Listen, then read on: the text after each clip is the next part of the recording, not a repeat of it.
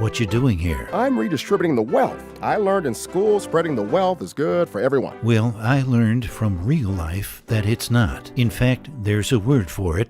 It's called theft. The stimulus plan is one of the great hoaxes of all time. Pay as you go, no new deficit spending. Congress wanted to spend $1 trillion with interest. They agreed. They didn't even take the time to read the bill. They passed it into law. We have to pass the bill so that you can find out what is in it. It all comes down to this. Remember, it's your money they're spending. Government is not the solution to our problem. Government is the problem. The Tea Party movement is a manifestation of conservatives have been pushed too hard for too long. Tired of the people in Washington thinking that we work for them. I've been a little amused where people have been having these rallies. You would think they would be saying thank you. The problem with socialism is that sooner or later you run out of other people's money. We could say they spend like drunken sailors, but that would be unfair to drunken sailors because the sailors are spending their own money.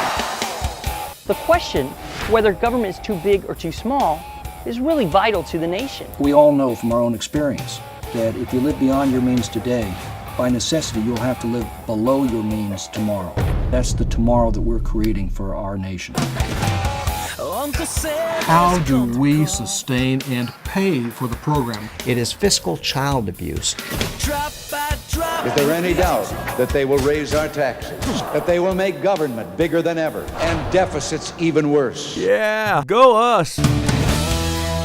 I would say Obama's economic and domestic policies have been disastrous. What we've seen is a slowdown in economic expansion. We are fiscally hemorrhaging, and we need to do something about it.